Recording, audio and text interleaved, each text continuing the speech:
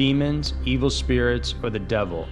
In the Christian world, demonic possession happens when an evil entity or paranormal being takes over the human body.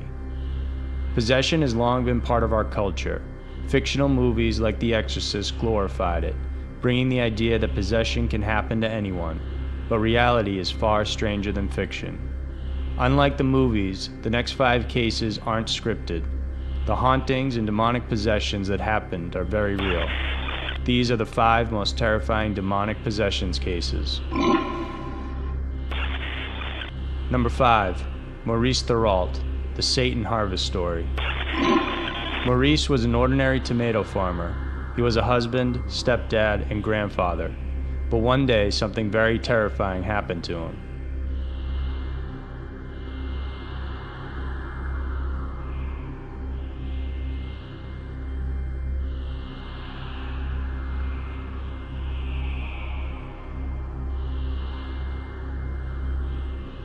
What you just saw on tape is Maurice being exorcised by Bishop Robert McKenna.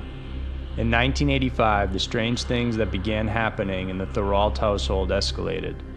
Maurice started experiencing blackouts and he began bleeding from his eyes. Blood started appearing in their house and voices could be heard even when no one was around. What was most shocking was the existence of a supposed doppelganger.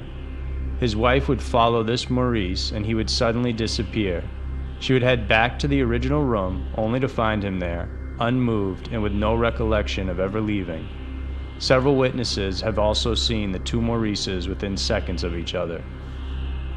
After physical and psychological examinations with 0 results, Ed and Lorraine Warren, paranormal investigators famous for working the Amityville case, were called in. The Warrens suggested exorcism, believing Maurice was possessed by demons. In the tape, you'll hear Bishop McKenna saying an exorcism prayer. Maurice's face is blank with a faraway look. He sits still, but you can clearly see a portion of his skin starting to bubble while the rest begins to crack and crinkle.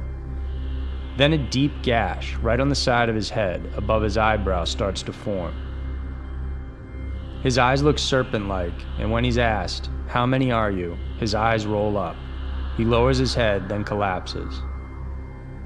They say he regained consciousness soon after and asked for his wife, Nancy. Witnesses who were present during the ritual say that Maurice's skin was clear once again after the exorcism. Everything seemed fine for years after that, until one day, Maurice took a shotgun and attempted to kill his wife before ultimately turning the gun on himself. What happened to Maurice? Why did his skin bubble up and crack like that? Did the exorcism fail? Whatever it is, the video provides chilling insight about what can happen during an exorcism ritual.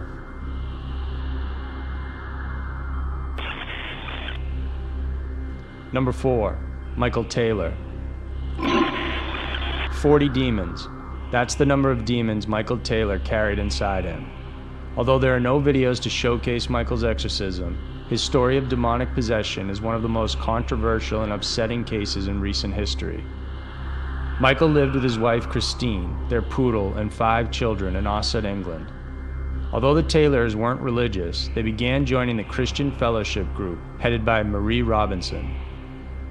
Soon Michael began attending religiously and became infatuated with the 21-year-old Robinson.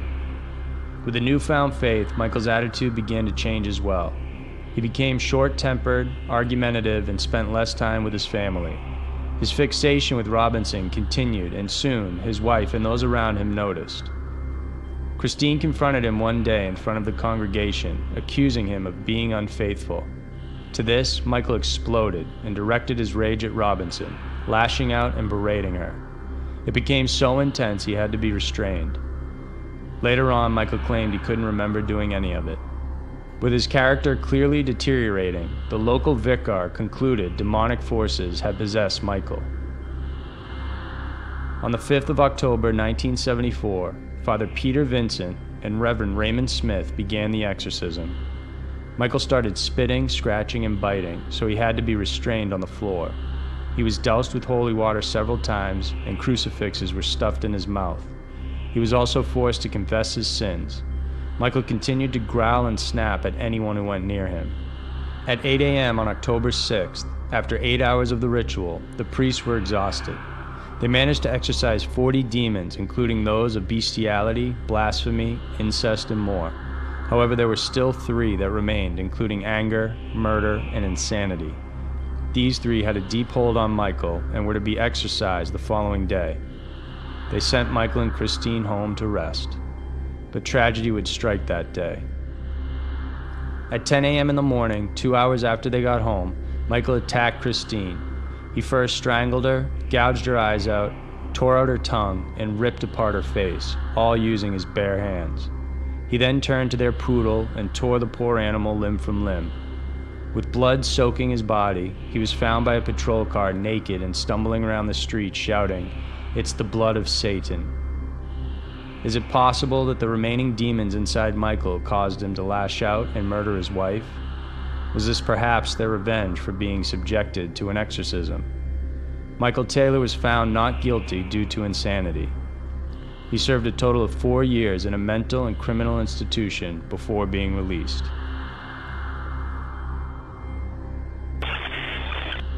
Number 3. Pope performs exorcism. Exorcism has been a long-standing tradition of the Christian faith, but modern Catholics have seen it as largely taboo. But what if the highest official in the Catholic order is caught performing one?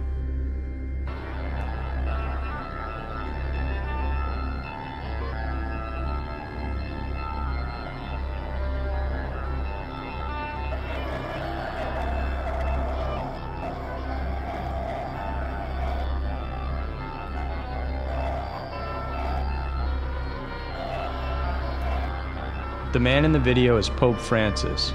He's in St. Peter's Square after Mass, offering a prayer of blessings to his devotees.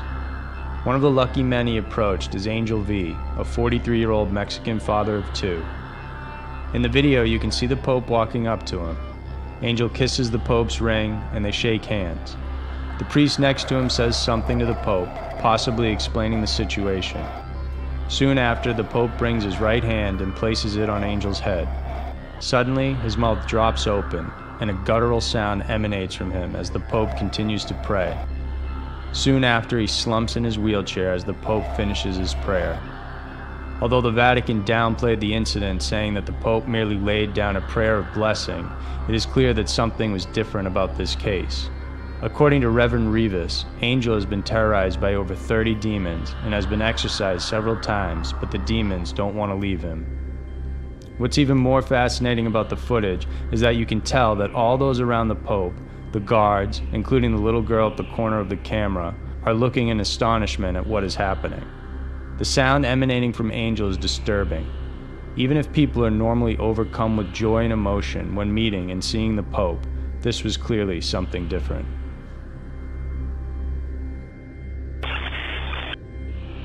Number 2.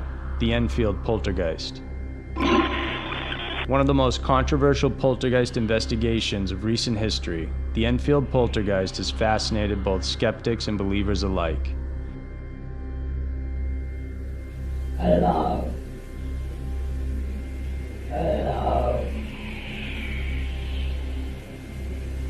Now, Margaret's sleeping and talking. Margaret's sleeping and talking. Telling them. Margaret's sleeping and talking. Wow. Oh, shit. In the tape, you will hear Bill Wilkins, a man that died back in the 70s. You would think this was an ordinary, foul, and gruff-voiced man speaking on tape, except that the voice is coming from 11-year-old Janet Hodgins. In 1977, the Hodgson home was disrupted by a series of strange events. The family started hearing noises and banging from all over the house. Furniture even started moving in front of them with no cause. Afraid there were intruders in the house, the mother, Peggy, called the police. Once arrived, an officer witnessed a chair wobble before moving 4 feet across the room. From then on, it was clear the Hodgson home had an uninvited visitor. Items and objects started flying and whizzing around. Water would appear on the floor, items levitated, and matches would even spontaneously burst into flames. Still, the most unusual aspect of the case was the spirit of Bill Wilkins. This entity was supposed to be a former tenant who had died there. He said, "Just before I died, I went blind, and then I had a hemorrhage, and I fell asleep and died in the chair in the corner downstairs." The shocking part is that when this recording was played on the radio, a man claiming to be Bill's son recognized his father's voice and confirmed the story. Notwithstanding accusations that Janet was faking the voice, no expert came forward to duplicate it, despite the reward offered by Maurice Gross, a leading paranormal researcher. The Enfield poltergeist has remained an enduring classic, and to this day no one knows how, why, who, or what did all those things to that family.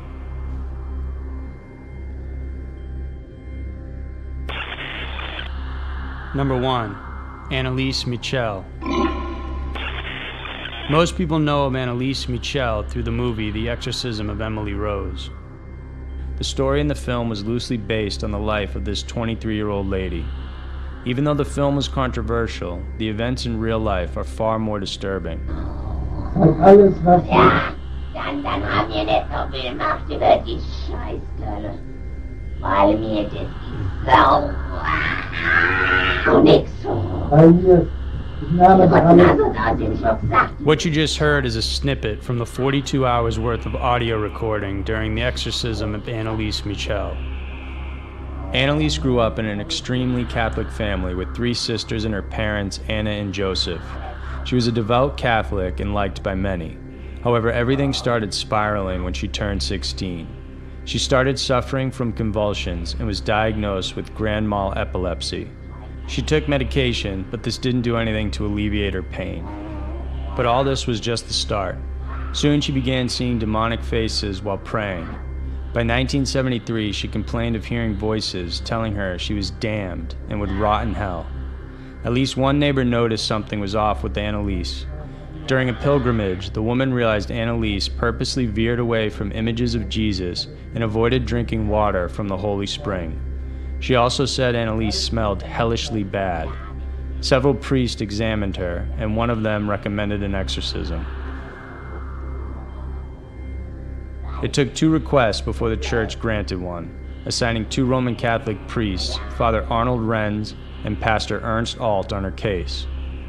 During this time, Annalise started exhibiting bizarre habits including self-harm, outright aggression, eating only insects, and avoiding food in general for fear it would feed the demons further. She was also witnessed licking her own urine from the floor. By 1975, Annalise and her parents completely resigned her fate to the church. By September, the exorcism rites on Annalise began. Surprisingly, Annalise herself recognized it wasn't just one demon, but instead 6 prominent entities, including Judas, Lucifer, Nero, and Cain, among others that possessed her. During the exorcism, she would rip out rosaries from the priest's hands and growl and snarl like a wild animal. She even spent 2 whole days under the kitchen table barking like a dog and refusing to emerge. She would speak in various languages as you heard on the tape, each with its own tone. If you listen to the rest of it, there's even a portion where 2 demons are arguing with each other. The priests, in an attempt to help her, would perform a total of 67 exorcisms, lasting up to 4 hours each. This ran for 10 months, until even Annalise acknowledged her inevitable fate. On July 1st, 1976, 10 months after the exorcism began, Annalise Michel died. She was only a husk of her former vibrant self, fully emaciated, with sunken cheeks, broken bones, and weighing only 68 pounds. Her death was controversial as the priests were charged with manslaughter resulting from negligence.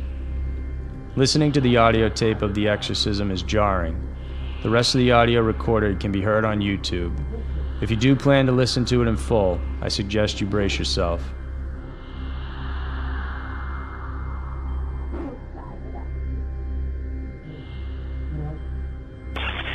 We may consign the idea of demonic possession to the realm of horror films, but the people you just saw and heard genuinely suffered.